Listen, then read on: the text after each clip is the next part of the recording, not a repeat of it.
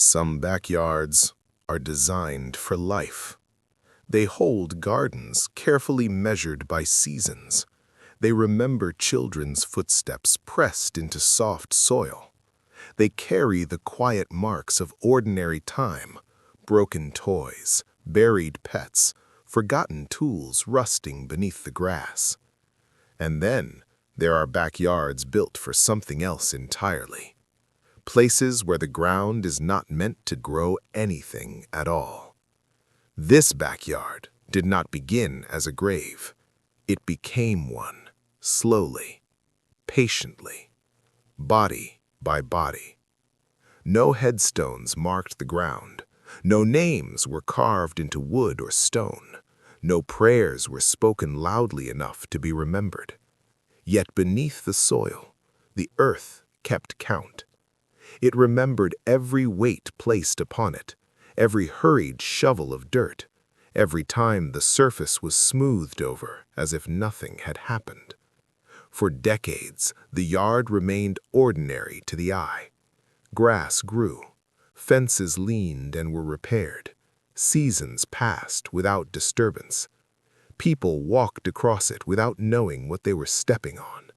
Children played there once, warned only that certain areas were off-limits. Neighbors glanced over the fence and saw nothing worth questioning.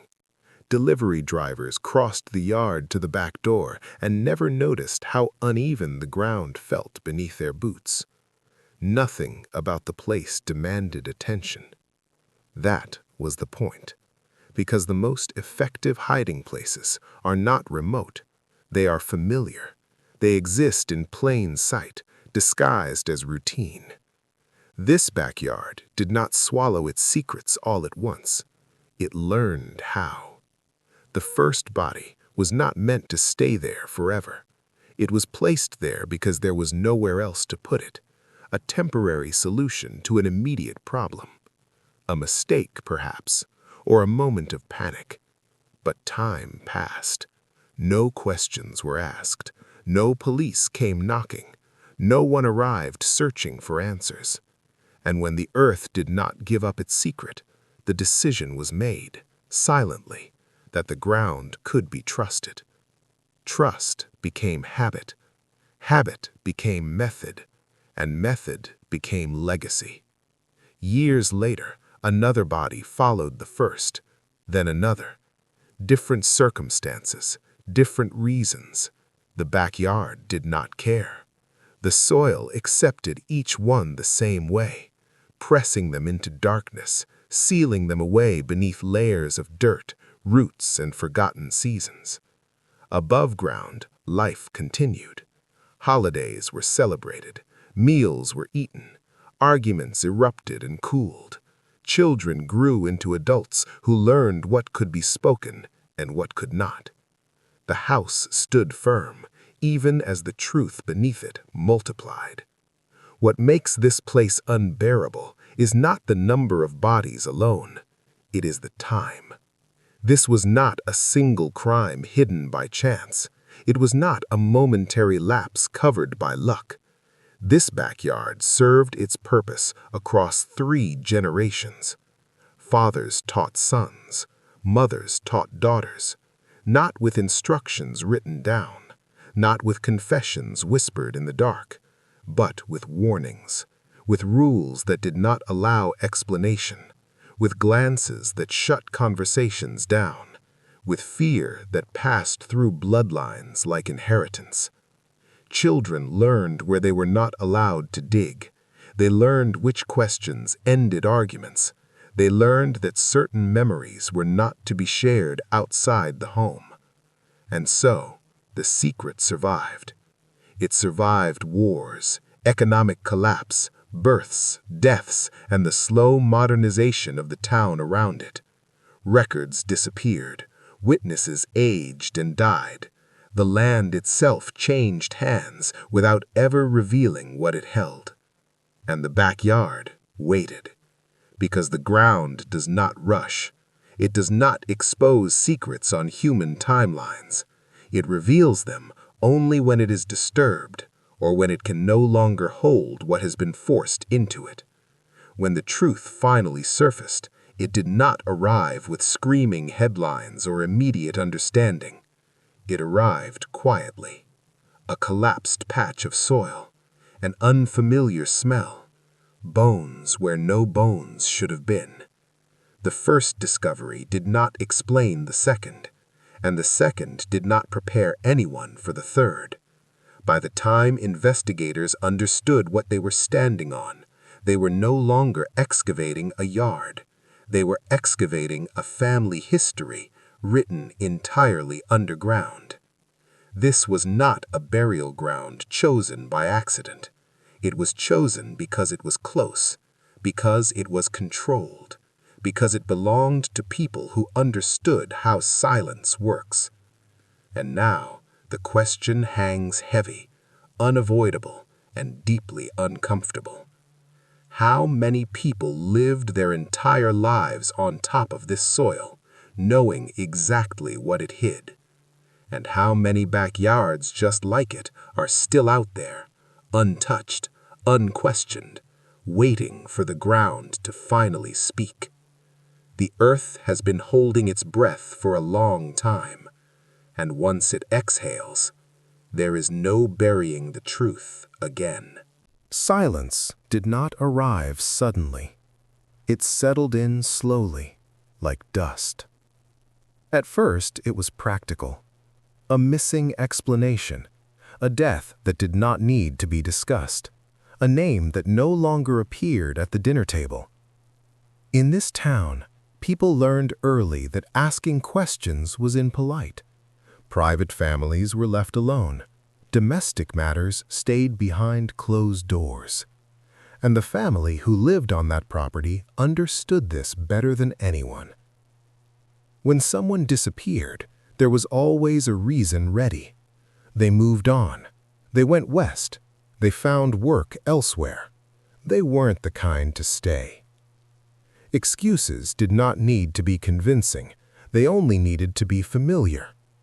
Records reflected that same absence of urgency. Births were documented inconsistently. Deaths were recorded without detail. Some names appeared only once, on a census page, a school ledger, a church roll, then vanished completely. No graves to visit, no obituaries to read, no dates to mourn. Just blank space, where a life should have been accounted for. Over time, the gaps stopped looking like gaps at all. The town grew used to people disappearing quietly. Seasonal workers came and went. Families relocated without notice. Silence blended into the background rhythm of rural life. And because nothing dramatic happened all at once, nothing demanded attention. There were no screams heard in the night, no gunshots that carried across fields, no police cars idling outside the house with flashing lights, only routines. Laundry hung to dry, yards were mowed, children walked to school.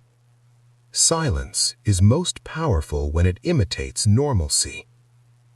Neighbors sensed something was off, but sensing is not knowing. They noticed how few visitors the house received, how rarely anyone left the property for social reasons, how the family did not attend gatherings unless required.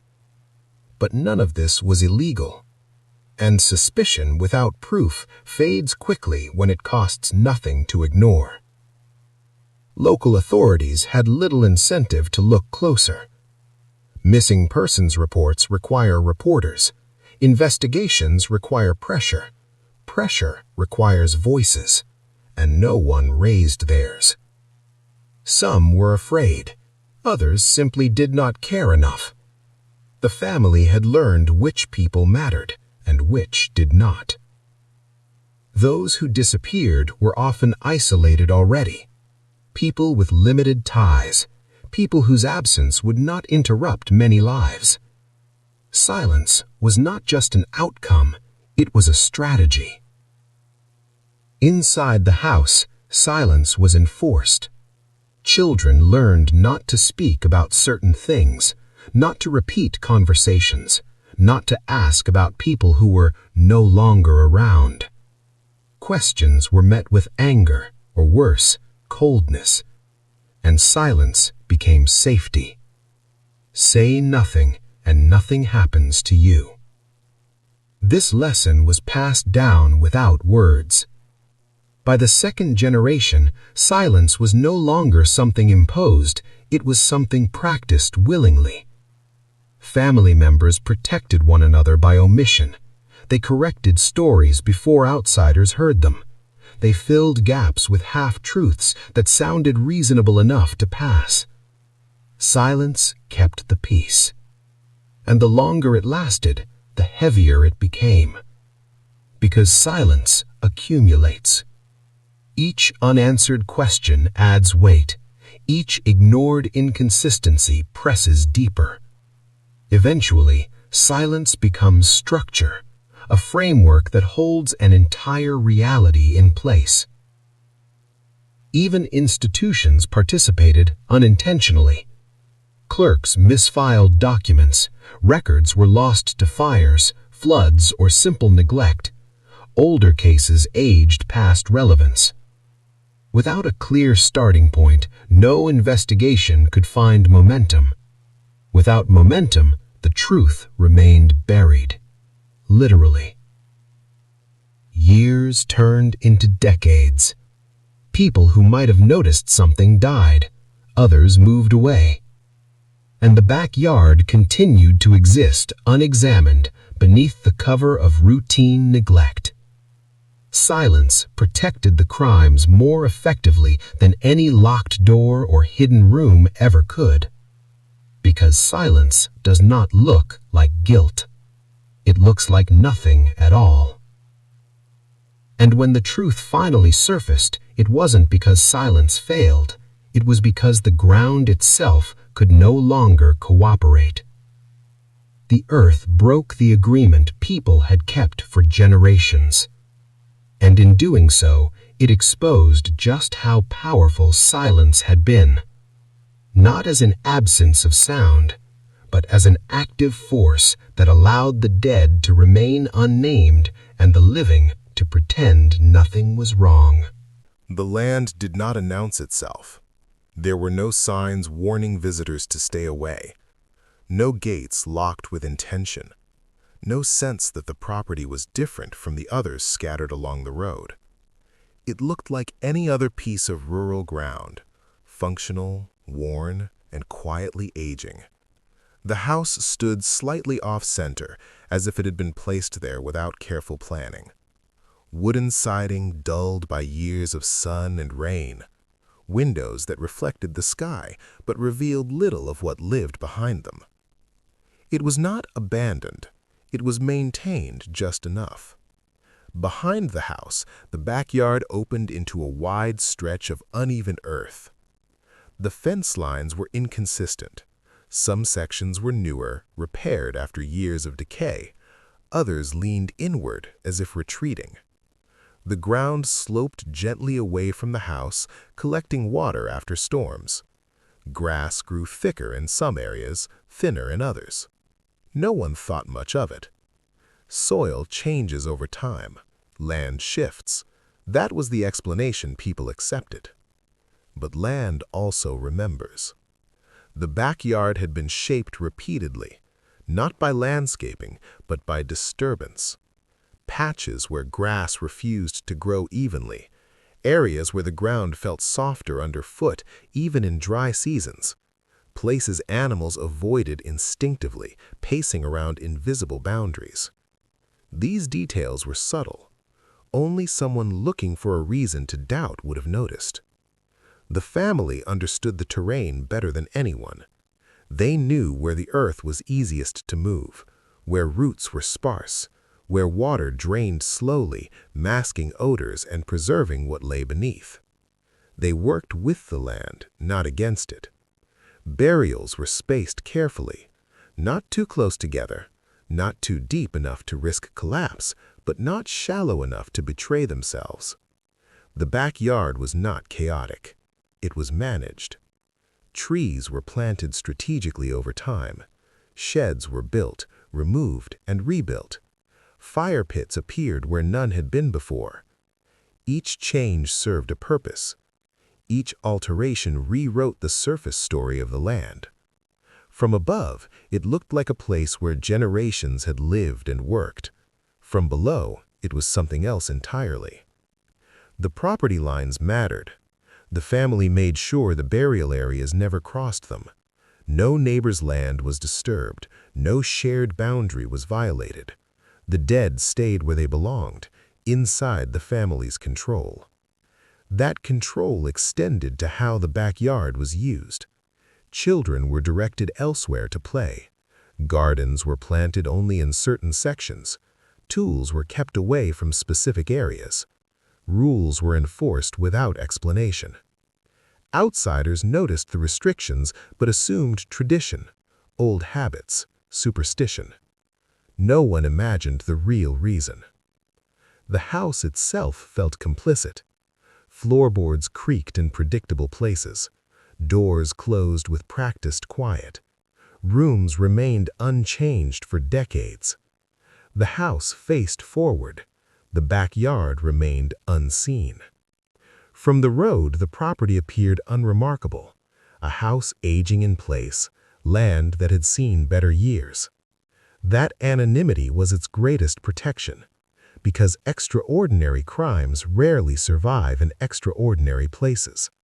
They survive where no one expects to find them. The backyard did not conceal its history with locks or walls. It concealed it with familiarity.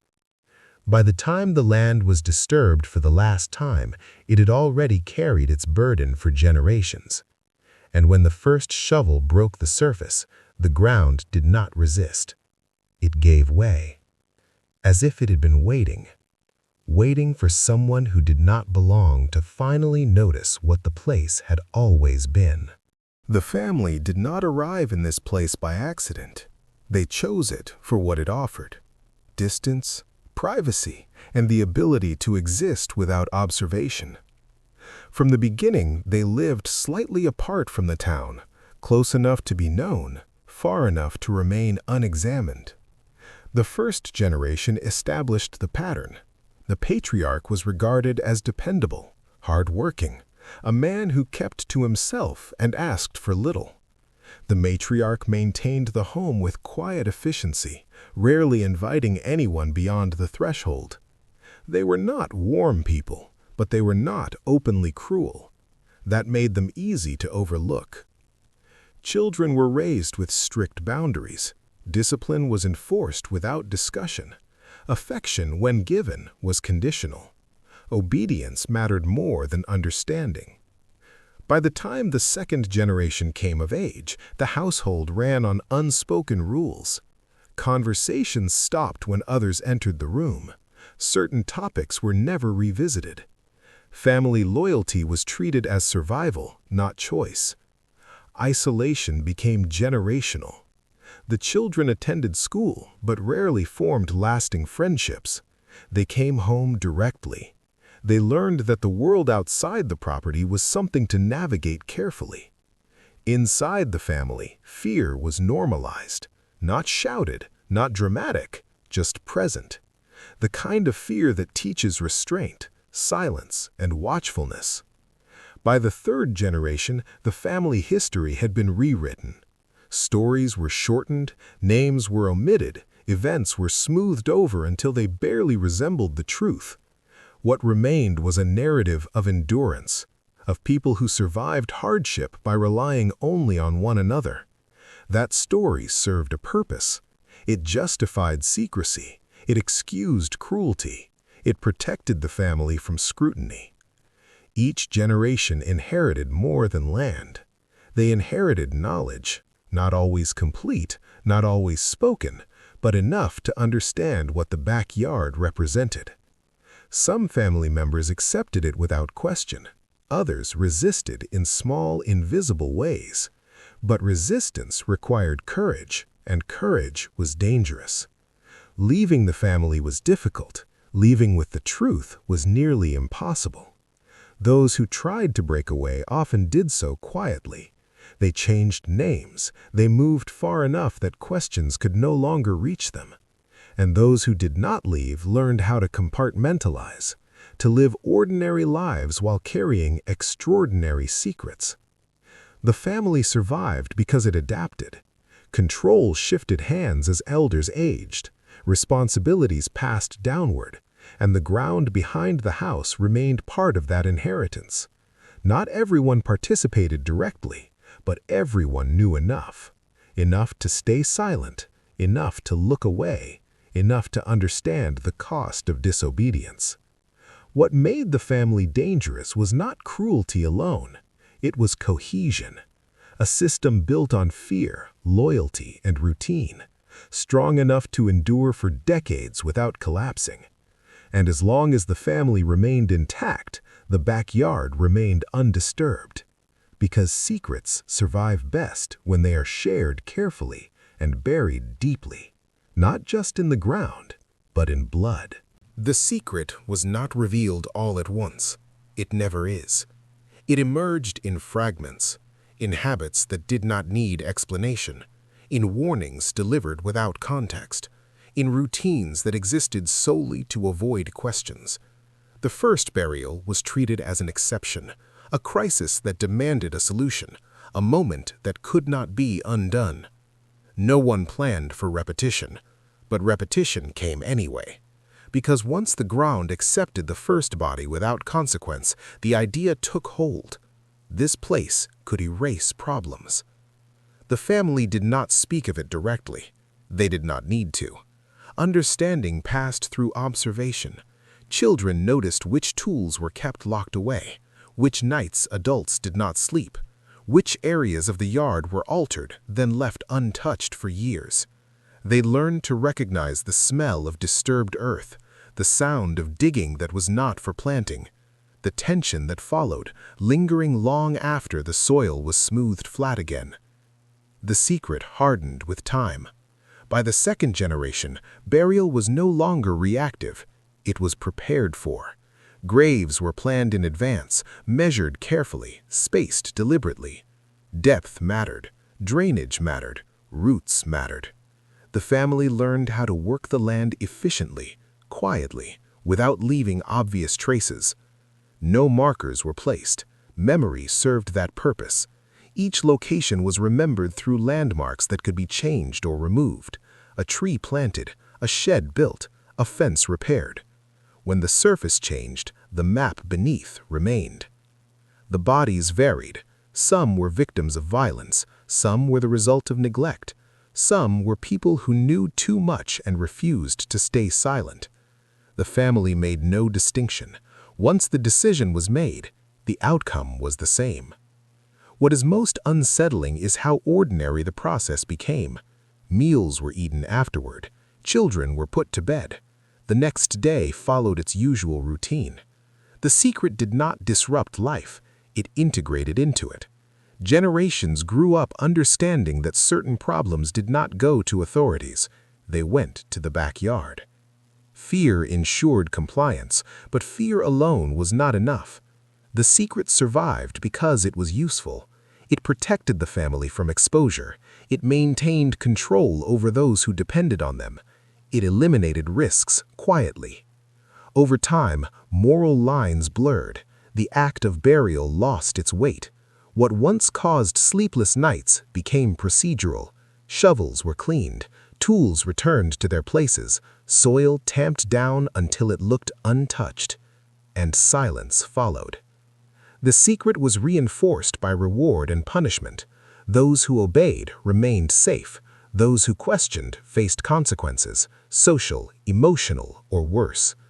No written record existed. No confessions were preserved.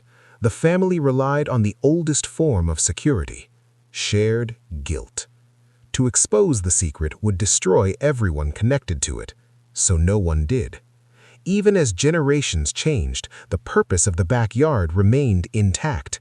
It was not seen as a graveyard. It was seen as insurance, a final solution when all others failed. And because it worked, because time erased evidence and silence erased memory, the family believed it would work forever. What they did not account for was the ground itself, because the earth can hold many things, but it does not forget. And eventually, even the deepest secrets begin to press upward. The discovery did not begin with suspicion. It began with routine. A survey was ordered as part of a transfer, land changing hands as it had before. No one expected the past to object. The first sign was structural. A portion of the backyard sagged unnaturally after heavy rain. Soil collapsed where it should have held firm. A contractor noted it, marked the area, and returned with equipment meant for repair, not revelation. Then came the smell. Not sharp, not overwhelming, just unfamiliar. The kind of scent that does not belong to wet soil or rotting roots. Work stopped. Authorities were contacted cautiously, almost apologetically. No one wanted to believe what they suspected. The first excavation was shallow. Within minutes, tools struck something solid that was not stone.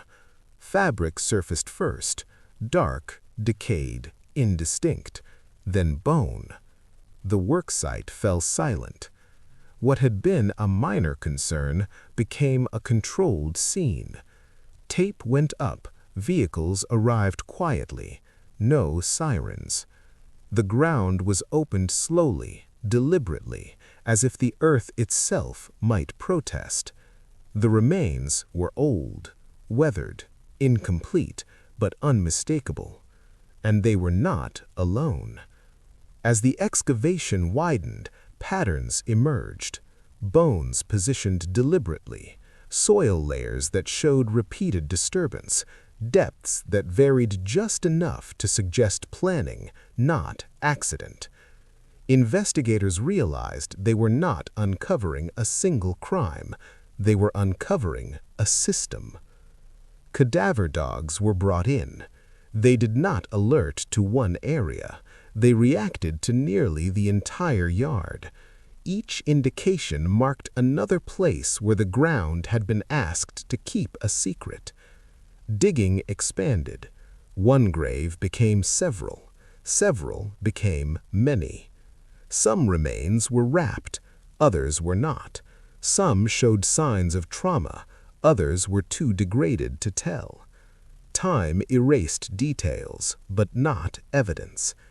As the count rose, the implications grew heavier. Different burial styles, different timelines. This was not the work of one moment or one person. This was generational. The house was searched. No trophies were found, no written confessions, nothing that explained the scale of what lay beneath the yard. Only ordinary objects. Furniture worn by years of use, family photographs, tools cleaned and stored, normal life preserved carefully above extraordinary violence. News spread slowly at first, local whispers, careful statements, then broader attention followed. Reporters arrived, but answers did not. Too much time had passed. Witnesses were gone, records incomplete. Some deaths predated modern forensic methods, others had aged beyond prosecution. The family's remaining members offered little. Shock, denial, silence. The ground had spoken, but it did not name names. By the time excavation ended, the backyard no longer resembled a yard. It was a wound. Open, measured, catalogued, and still incomplete, because no one could be certain how much had been lost to time, erosion, or previous disturbances. The discovery answered one question definitively. Something terrible had happened here, but it opened many more that would never be resolved. And as the last layer of soil was removed, one truth became unavoidable. The earth had not revealed the secret all at once. It had released it slowly, as if forcing those who uncovered it to experience the weight of every year it had been buried. The aftermath did not arrive with closure. It arrived with confusion. Once the excavation ended, the yard fell quiet again. But it was no longer ordinary ground. It had been measured, photographed, cataloged, every disturbed inch reduced to evidence. And yet, evidence was not the same as answers. The town struggled to respond. Shock came first, followed by disbelief. People insisted they would have known that something like this could not have happened without leaving a trace. But traces had been there all along. They had simply gone unacknowledged. Community meetings were held. Statements were released. Authorities promised transparency. Still, the silence lingered. Names of the dead were not immediately known. Some remains could not be identified. Others were linked to people whose disappearances had never been reported. Families came forward cautiously, unsure whether hope or grief waited on the other side of confirmation. For some, the discovery reopened wounds they had learned to live without explaining. For others, it offered no resolution at all. Legally, the case fractured. Statutes of limitation had expired. Key suspects were deceased. Physical evidence had deteriorated beyond certainty. Charges were discussed, then abandoned. What had been uncovered was undeniable, but not prosecutable in full. Responsibility dissolved across generations. No single person could be held accountable for everything. The house was condemned, its rooms emptied of personal belongings, photographs boxed and archived, furniture removed or destroyed.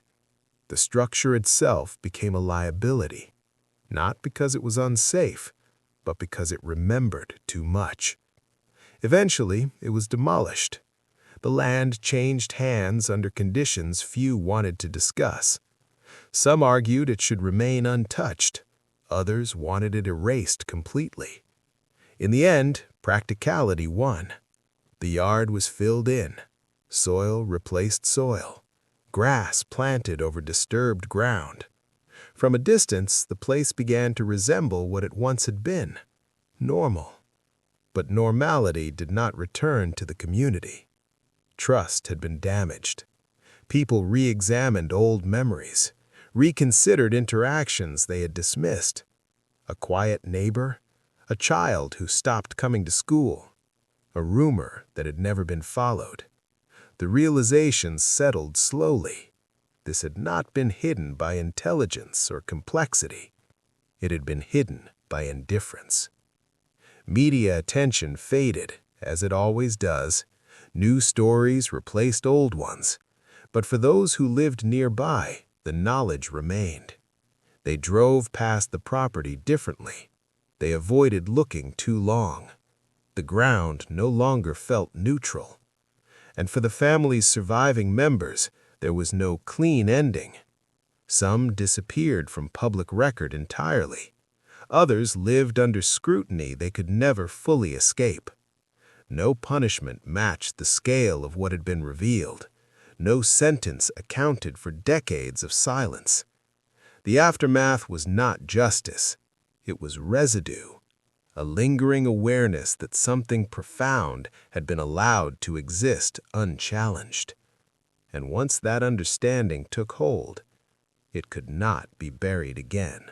When the digging stopped, the questions did not. They multiplied. How many bodies were never found? Excavation ends where certainty fails. Soil collapses, remains fragment. Time removes what tools cannot recover. Investigators documented what they could, but no one claimed completeness. The yard had been altered too many times. Some graves may have been destroyed by later burials. Others may lie beyond the areas that were searched. The number recovered was never presented as final. It was presented as minimum. Then came the matter of identity. Some remains were linked to names, others could not be. Dental records were missing, DNA matches inconclusive or unavailable. Entire family lines had ended without anyone to claim them. Those individuals exist now only as evidence numbers and bone fragments. Were they locals? Were they passing through? Were they ever reported missing at all? The records do not say. Motives remain uncertain. Which deaths were acts of violence? Which were neglect, abuse, or concealment? Which were committed to protect the secret itself? The graves do not explain intention. They only confirm outcome. Responsibility is equally unclear. Who decided first? Who participated willingly, and who acted out of fear? At what point did knowledge become complicity? Generations overlapped, roles blurred. Some family members may have tried to stop what was happening. Others may have expanded it. The evidence cannot distinguish between them. Then there is the question of awareness. Who outside the family suspected something? Who noticed patterns but chose not to pursue them? How many institutions failed by omission rather than malice? No records exist for what was never reported. No investigation can measure apathy. And finally, there is the most uncomfortable question of all. Is this an isolated case, or is it simply the one that surfaced? Backyards exist across the country. Rural properties passed down quietly. Families whose histories are never examined closely. Places where silence has been practiced for generations. The discovery forces a reckoning not just with one family, but with a system that allows disappearance to go unnoticed. Because crimes like this do not survive alone. They survive because they are ignored.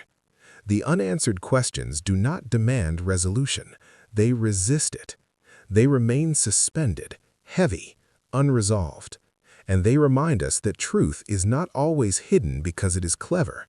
Sometimes it is hidden because no one insisted on looking. And somewhere, in soil that has not yet been disturbed, those questions are still waiting. Some places do not scream their history. They whisper it. The backyard that hid bodies for 3 generations did not announce its crimes. It offered only routine, quiet compliance, and the passage of time. It waited for someone else to notice, someone else to disturb it, someone else to bear witness. The earth remembers. It remembers what people try to forget. Every weight pressed into it, every soil layer turned, every life erased above it, it is all recorded, silently, in the composition of the ground. The horror of this place does not lie solely in the bodies it held. It lies in the choices that allowed it to exist, the fear, obedience, and indifference that perpetuated the secret, the complicity that passed from parent to child, from generation to generation.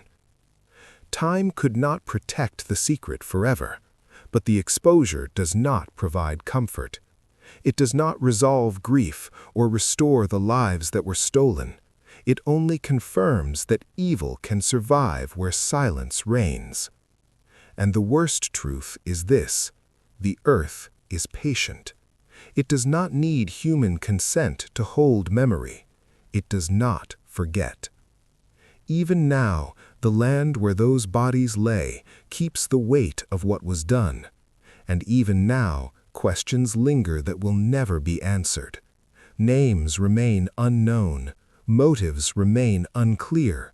Justice remains incomplete. Some horrors cannot be fixed. Some wrongs cannot be balanced. The only certainty is the enduring presence of what was hidden.